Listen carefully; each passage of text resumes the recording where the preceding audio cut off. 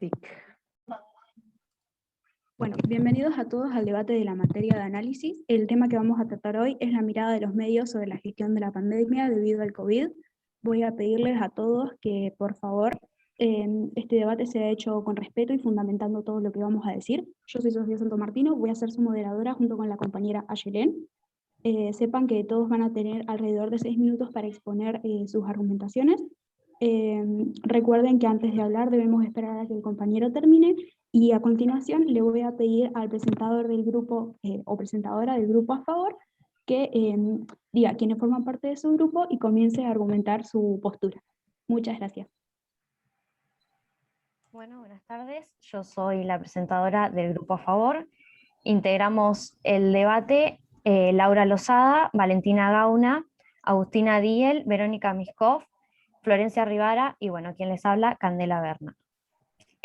Bueno, voy a seguir con la presentación. Bueno, como es de público conocimiento, nos encontramos afrontando una pandemia a nivel mundial provocada por el coronavirus. Y como todos sabemos, este hecho no tenía precedentes. No existía un manual con indicaciones efectivas que enseñara a llevar adelante un país en medio de una pandemia. Nuestro gobierno, quien recién ingresaba al poder, tuvo que empezar de cero con esta difícil situación y comenzar a tomar medidas necesarias para enfrentar este virus. En el país, principalmente, la situación estructural estaba en completa crisis. No hubo hubo una desinversión descarada en el área de salud y hasta la eliminación del ministerio, es decir, que no hubo un ministerio de salud en el gobierno anterior. Esta débil infraestructura debía ser condicionada de manera urgente, pero la situación económica no permitía una repentina y completa inversión en el área. Es así que nuestro actual presidente debió reestructurar una enorme deuda heredada que le prohibió ingresar a los mercados de créditos. Estos mercados son los que utilizaron los demás países para poder llevar adelante la pandemia como se debía. A toda esta situación debemos sumarle las altas tasas de inflación que se presentaban en nuestro país. Desde el inicio de la pandemia debemos destacar que la única prioridad fue la salud de toda la población y es por eso que se llevó a cabo la implementación del aislamiento social preventivo y obligatorio en su momento. El objetivo de este fue ganar tiempo al contagio masivo para así poder invertir y reacomodar los centros de salud del país. A su vez, se comenzaron a realizar diferentes ayudas sociales para aquellas personas que fueron impactadas en materias de ingresos y de seguridad alimentaria, y también un acompañamiento económico para aquellos sectores privados que fueron paliados por la pandemia. Frente a los grandes contagios, se dispuso el cierre de ciertas actividades que resultan riesgosas para la población, ya que enfrentar este virus requiere evitar el contacto masivo.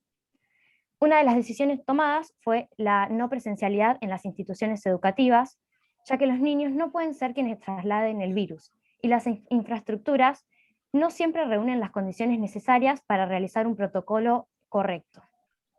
Estamos seguras de que nuestro gobierno tomó las medidas de prevención que resultan necesarias y que estaban al alcance del inesperado momento. Hoy en día logramos tener muchas más medidas. Por un lado son los planes de vacunación y principalmente la producción de vacunas en nuestro país. Gracias a esto tenemos una gran parte de la población vacunada, que es lo que trae un poco de calma a estos caóticos meses que estamos viviendo. Es así que el gobierno no descansa y se dedica continuamente a resolver la crisis sanitaria que nos rodea. Muchas gracias. Hola, ¿se me escucha? Bueno, Sí. mi nombre es Ayelén Laureta, soy la segunda moderadora, así que te quería dar las gracias, Candela Berna, por tu aporte. Así que si hay alguien del otro grupo que quiere contraponer a esto que acaba de decir la compañera, tiene la palabra. Hablamos de cantidad enorme de vacunados, segunda ola de COVID y somos el 8º país con más contagios a nivel mundial. 700 muertes juntamos en el mes de junio y vamos por la 4ª vez con 700 muertes, y hablamos de cantidad de vacunados, hablemos de los fallecidos, hablemos de los gobernantes que toman decisiones inadecuadas, hablemos de los contagios que siguen disparándose, el invierno llega y lo único que nos trae es la amenaza de seguir contagiándonos y enfermándonos. Niños pobres, ya pasamos la barrera más alta en los últimos 10 o 15 años, y tenemos otra vez políticas que vuelven a fallar y que solo son parches. Siempre nos quedamos con echar la culpa al otro, al demás, y fijarse no en las prácticas que uno lleva adelante. Los trabajadores están agobiados. Con tanto esfuerzo levantaron sus negocios y hoy están cerrando las persianas. Así continúa el oficialismo, viajando de un lado al otro, con discursos cada vez más deplorables y tratando de aprender de los errores. No, lo veo complicado.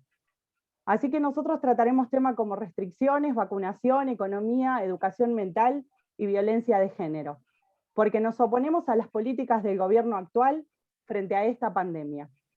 Somos Verónica Echaniz, Micaela Hebrers, Agostina Rechimón, Agustina Manzanelli, Gonzalo Brandana.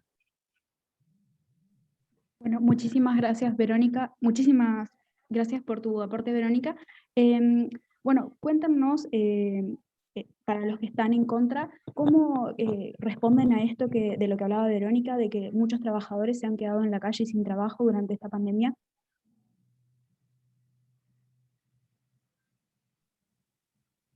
Bueno, buenas tardes a todos y todas. Mi nombre es Florencia Rivara. Un poco para contestar el argumento de la compañera del otro grupo, es necesario decir que, como bien apuntaron mis compañeras, una pandemia es un hecho fortuito, imprevisible, que ningún gobierno tiene las herramientas a la mano para soportar y para sortear rápidamente. Y lo que creemos en cuanto al tema de la pobreza y del aumento sostenido de la pobreza en nuestro país es que no se trata de un tema estrictamente atribuible a la pandemia, ¿sí? Hoy las noticias son que hay un 46% de pobres en nuestro país y no tenemos que olvidarnos que ese 46%, de ese 46%, un 32, 34% es del gobierno anterior, de las políticas neoliberales que tomó el gobierno anterior, recortando subsidios, recortando pensiones, recortando también los puestos de trabajo por las altas cargas impositivas que puso a las empresas y a los productores. Y lo que hay que decir respecto de la pobreza es que durante la pandemia, que como bien decía, es una situación epidemiológica que impide el desarrollo, sobre todo el desarrollo productivo, económico, y también ha resentido mucho los lazos sociales, hay que decir que el gobierno, si bien no pudo o no tuvo las medidas necesarias para que este país crezca, sí hizo todo lo posible para que esa pobreza no se agrave. Y en ese sentido tomó muchas medidas económicas, que no creo que el grupo que está al otro lado en este debate desconozca.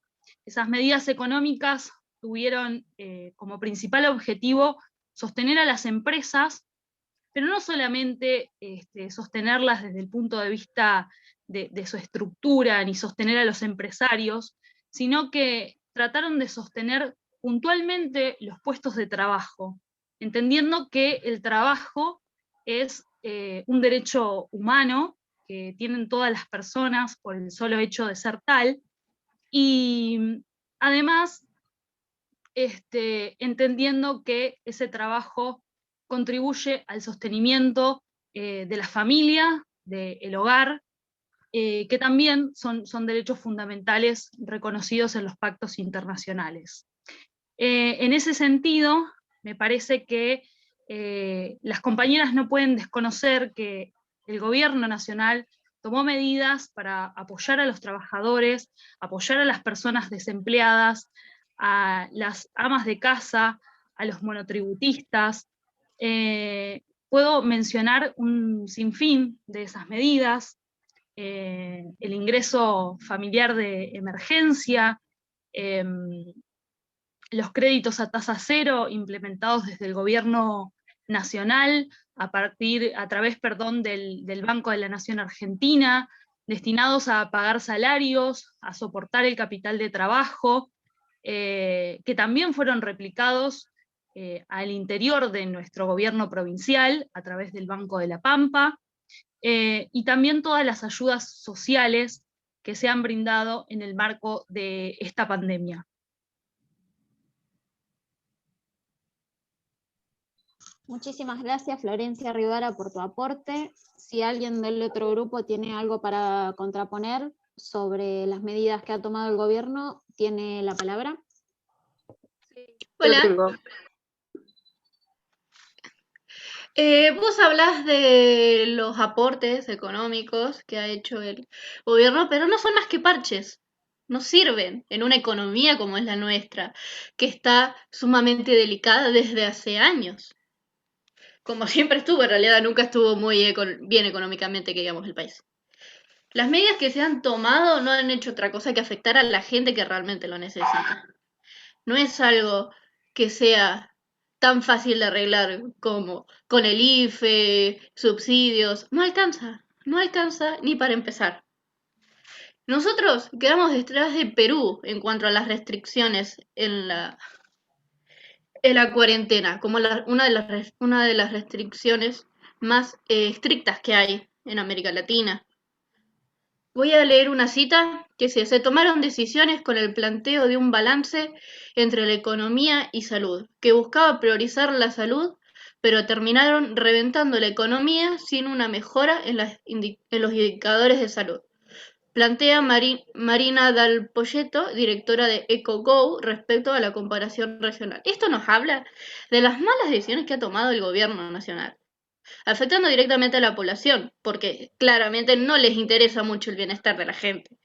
No hay que mentir. Solamente se preocupan por su puesto en el gobierno y que vuelvan a ser elegidos en las próximas elecciones. ¿Qué de la inflación? Nunca se va la inflación en Argentina. Argentina queda nuevamente en la región entre el puesto más alto, por 10 puntos. Solamente comparado con Venezuela, que sigue siendo el más alto en la América Latina. Venezuela, que sufre una crisis, un declave socioeconómico hace años y tiene una suba del precio de 23.255% en el 2020. Nosotros no estamos mucho más lejos de ese país, hay que aceptarlo. Con esta economía que sube y baja, nunca se sabe qué puede pasar. La gente no quiere confiar en nuestra moneda. Tienen razón para no confiar. No le damos razones para confiar en nuestra moneda. No podemos ni mantener los precios de la carne, que ahora tienen que hacer precios cuidados para que deje de subir. Durante el aislamiento hemos perdido grandes empresas, pequeñas empresas, pymes. ¿Qué van a hacer con todo eso? ¿Cuánto tiempo va a pasar para que hagan algo que realmente solucione lo que está pasando con la economía? Bueno, muchas gracias por tu aporte, Agostina. No olvidemos que el debate se trata sobre la mirada de los medios, sobre la gestión del gobierno, así que si el grupo, si el otro grupo tiene algo para decir, en especial sobre el tema de la cuarentena y las medidas que se tomaron para evitar los contagios, puede continuar. Sí, ¿qué tal? Buenas tardes. Sí, justamente iba a hacer hincapié en eso, en que Agostina estaba explayándose sobre problemas estructurales que tiene nuestro país, y justamente nosotros acá estábamos enfocándonos en la cuestión coyuntural que nos depara, que es la pandemia, y cómo el gobierno llevó adelante una gestión política importante con respecto a esto, tomando medidas a pesar de todos esos problemas que venían de antes. Con respecto a esta cuestión de comparación con otros países, no consideramos oportuno, porque la oposición sistemáticamente se ha puesto en esa función, de estar en contra de cualquier medida que tome el gobierno, y además en estas comparaciones, cuando conviene comparan con el resto del mundo, y cuando no conviene se olvida y cuestionan las políticas implementadas del gobierno. Entonces consideramos que no es un argumento, un buen fundamento estar comparándonos con el resto cuando sabemos que cada país hace lo que puede y cómo puede y principalmente gestiona políticamente cosas que favorecen a su entorno. Es decir, no podemos estar comparándonos ni con primeras potencias ni con países limítrofes porque las realidades son diferentes. Entonces, con respecto a esto, también sistemáticamente la oposición lo que hace es argumentar en base a mentiras. Lo mismo pasa con la campaña de vacunación, que era una de las partes que yo quería destacar de la gestión política, porque siempre es como que se piensa que es cuestión de comprar vacunas y distribuirlas y listo, y se olvidan que hay que gestionar políticamente, que los países que abastecen vacunas no nos abastecen solamente a nosotros. Por ejemplo, Rusia abastece a más de 70 países, entonces también ellos tienen sus políticas de distribución.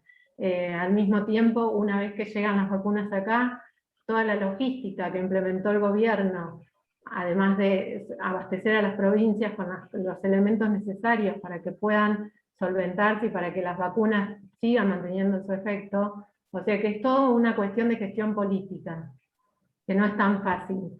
Y lo que hizo la oposición, que también es como dejar en evidencia, es decir, favorece al gobierno porque toda la mentira de la oposición se cae a través de las acciones que hace el gobierno. Por ejemplo, al principio de la pandemia, lo que decían, que no iba a haber, que Argentina no va a estar en condiciones de conseguir vacunas por la situación económica, por todo lo que sea. Y eso se desmiente o se cae por el simple hecho de la cantidad de vacunas que se consiguieron, que están en tratamiento y que además se van a producir localmente. Después siempre quieren infundir el miedo, siempre están diciendo que la democracia está en peligro. Repiten el mismo discurso y lo aplican a diferentes sectores de la política.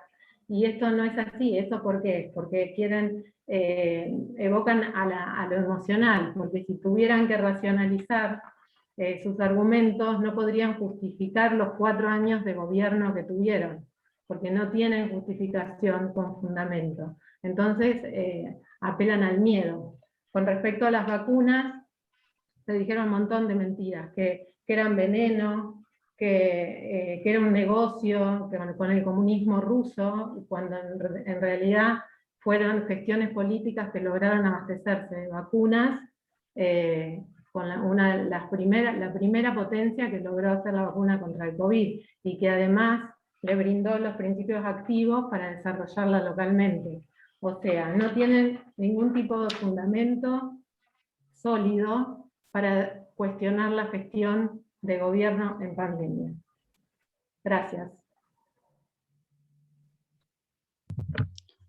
Perfecto, Laura, muchísimas gracias. Del otro grupo, tienen la palabra. Buenas tardes. Bueno, nosotros lo que hacemos, digamos, no es generar miedo, sino comunicar lo que piensa la gente, más que nada.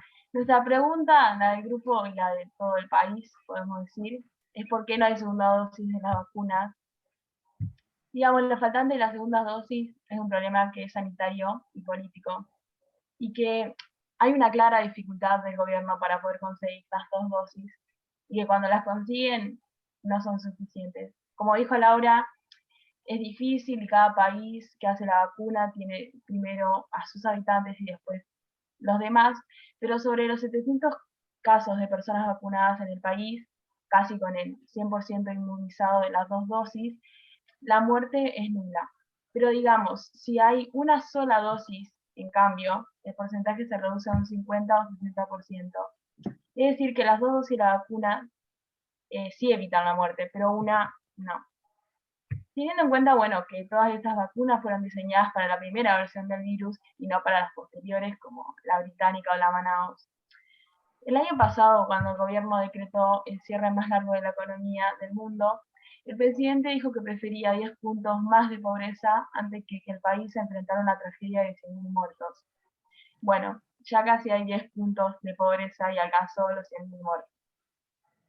También hay un criterio si hubiera un criterio de salud pública, digamos, sin influencia política y electoral, el gobierno debería vacunar cuanto antes con 2 dosis a las personas mayores de 60 años y a los menores de 60 con enfermedad patológica.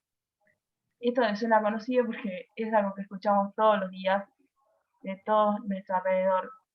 Y en el país hay muchas personas mayores a 80 años con una sola dosis de la vacuna Sputnik V, y esta, al revés de otras vacunas, es un complemento, no un refuerzo, por lo tanto es igual de necesaria. También hay que decir que hay 7,5 millones de personas vacunadas con la primera dosis de la vacuna Sputnik V y solo el 1,5 con la segunda.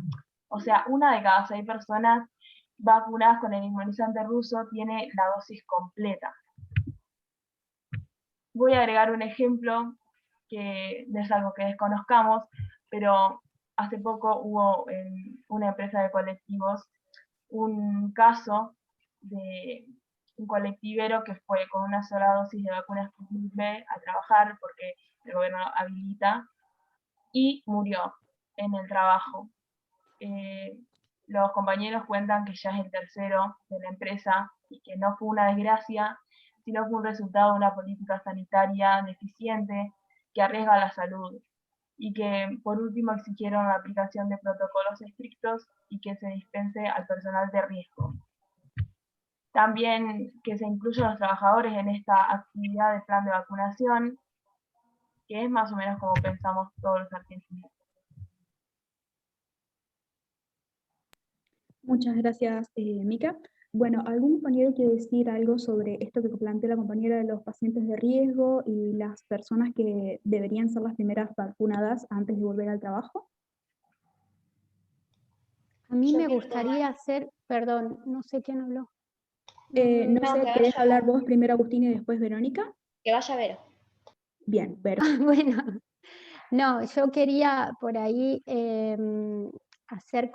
empezar como con una reflexión también del por qué debemos quedarnos en casa.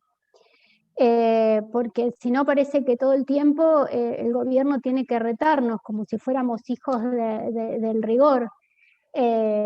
Bueno, voy a volver al tema de que el gobierno, como cuando nacemos y llegamos al mundo, que llegamos sin nada, que desde ahí todo es aprendizaje y error, que hasta que logramos caminar solos nos caemos un montón de veces. El gobierno recién está aprendiendo, está recién nacido, bueno, cuando comenzó la pandemia estaba recién nacido y recién estaba aprendiendo a caminar solo. Este gobierno apenas tuvo que copiar los aprendizajes de los otros gobiernos, que en realidad eran gobiernos del primer mundo, los que teníamos que imitar. Porque ya había empezado la pandemia como 3 o 4 meses antes en el otro lado, entonces había que copiar a ver qué receta le había dado resultado a los otros países para ver qué podíamos hacer nosotros. En principio, con las herramientas que tenía Fernández, con los límites económicos y el sistema de salud eficiente con el que contamos, y sobre todo con una infraestructura precaria, se tuvo que poner la pandemia al hombro de la del primer mundo. Nosotros no estamos en el primer mundo. Hace mucho tiempo que Argentina perdió esa posibilidad de llegar a estar en el primer mundo. Y todo es ensayo y error. En un montón de cosas. No debería ser para el gobierno ser ensayo y error, pero bueno, hasta que logremos encauzarnos es más o menos así. Y la receta al principio era que nos teníamos que aislar, que nos teníamos que quedar en casa, como cuando vos tenés una gripe común, vos no salís a la calle a contagiar a un compañero de trabajo o no, o sea, era mínimo lo que nosotros sabíamos que había que hacer. Entonces, es imperativo que te guardes. Por eso también fue el tema del aislamiento tanto tiempo, porque era la receta, pero no es la receta contra el COVID-19 o como cuando fue la gripe A. Es la receta que uno aplica con cualquier enfermedad contagiosa. Es mínimo eso. Y como nosotros no la cumplimos, porque tenés un montón de gente que hacía certificados truchos, porque tenés un montón de gente que iba a fiestas clandestinas o asados clandestinos y no entendían que eso complicaba al gobierno. Todos sabemos que el país no está bien de infraestructura y, por ejemplo, eso replicó un montón también en el sistema educativo. ¿Por qué digo el sistema educativo? Porque las aulas, que eso fue, digamos, un ataque que tuvo muchísima parte de la sociedad a cómo el gobierno trató la educación. Las aulas son un centro de contagio, porque las aulas, si no trabajáramos con las burbujas, o si no se hiciera por apellido, o si no fueran una vez por semana los alumnos, porque vos tenés en espacios reducidos, o sea, no se puede mantener ni siquiera lo mínimo, que es los 2 metros de distancia, que los chicos tienen que ir con barbijo, que las maestras tienen que ir con doble barbijo, con máscara,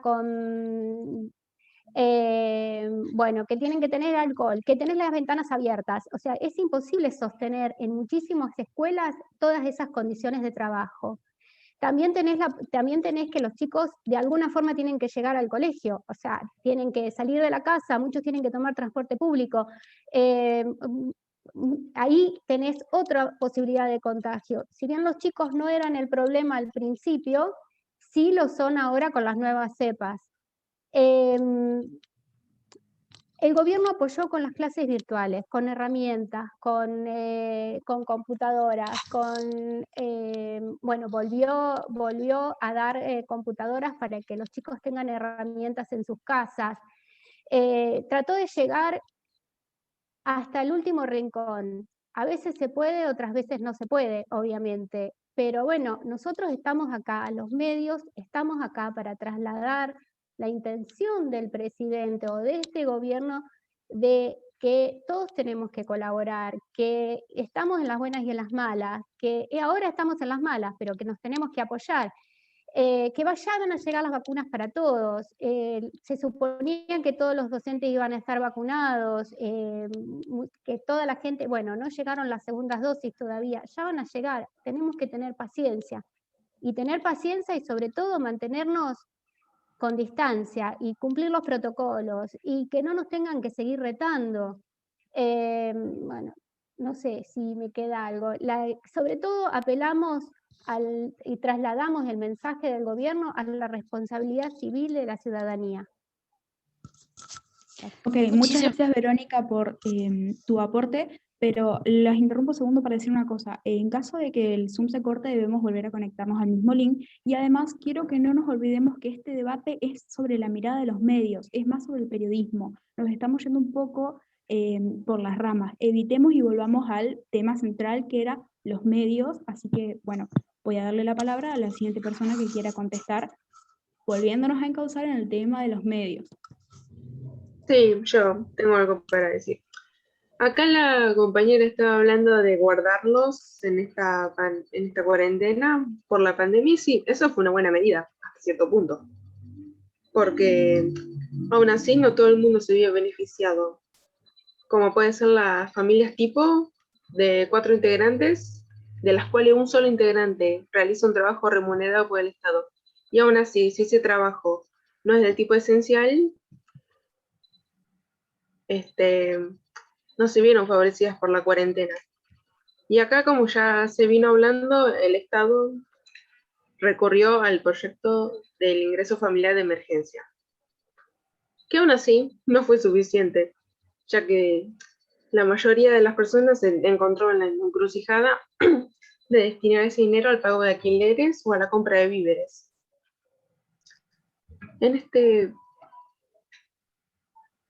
este contexto donde la desigualdad siempre estuvo presente y ahora por desgracia cobró mucha más fuerza, al IFE se lo puede considerar un intento por parte del gobierno para intentar frenar la desigualdad, que ahora está mucho peor que antes.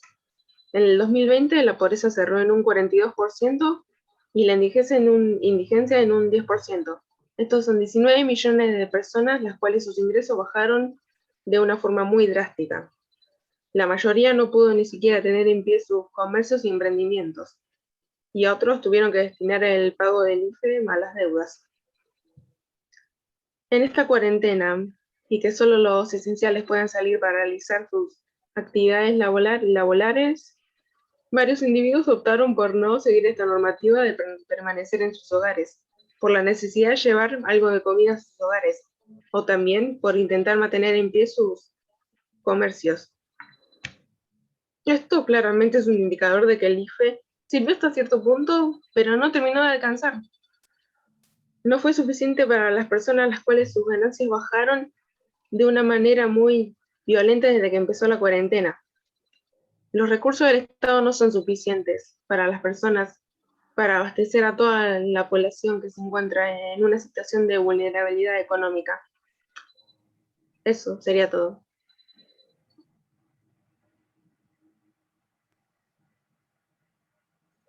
Muchas gracias. Pero se me fue tu nombre.